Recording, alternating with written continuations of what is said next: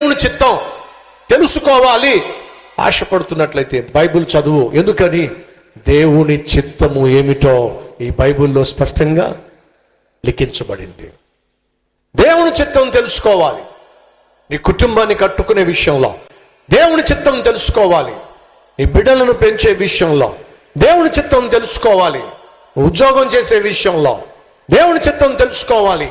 నువ్వు చేసే వ్యాపారంలో దేవుని చిత్తం తెలుసుకోవాలి.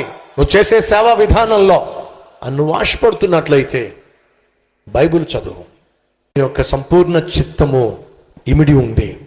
ఈ బైబిల్ని నువ్వు చదవకపోతే, ఈ బైబిల్ని నువ్వు ధ్యానించకపోతే దేవుని ఉద్దేశాలు ఏమిటో, ఆయన ఆలోచనలు ఏమిటో, ఆయన తలంపులు ఏమిటో, ఆయన మార్గాలు ఏమిటో నీకు తెలియటము సాధ్యము కాదో.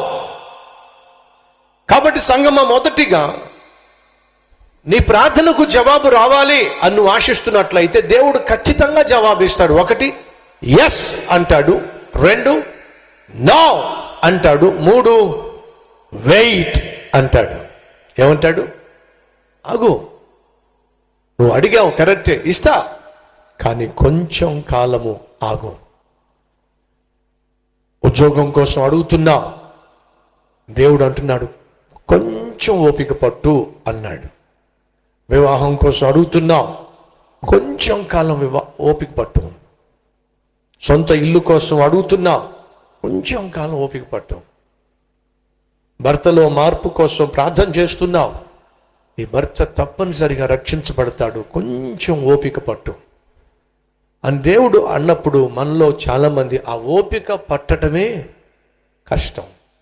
అబ్రహాముకు కుమారుణ్ణి ఇవ్వడం దేవుని చిత్తమా కాదా చెప్పండి? ఇప్పుడు ఒకవేళ అబ్రహాం వచ్చి, ప్రభువా నాకు కుమారుణ్ణి దయచేయ ప్రభువా అని అంటే, ఈ 3 జవాబుల్లో ఏ జవాబు ఇస్తాడు? నో అని ఇస్తాడా? ఎస్ అని ఇస్తాడా?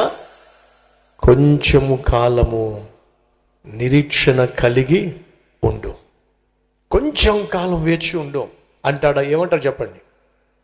Wait, wait. నువ్వు చేసిన ప్రార్థనకు జవాబు వస్తుంది. ఆ జవాబు సంపూర్ణంగా వస్తుంది. నువ్వు అడిగిన దానికంటే, నువ్వు ఊహించిన దానికంటే అత్యధికమైన జవాబును నేను సిద్ధం చేస్తున్నాను.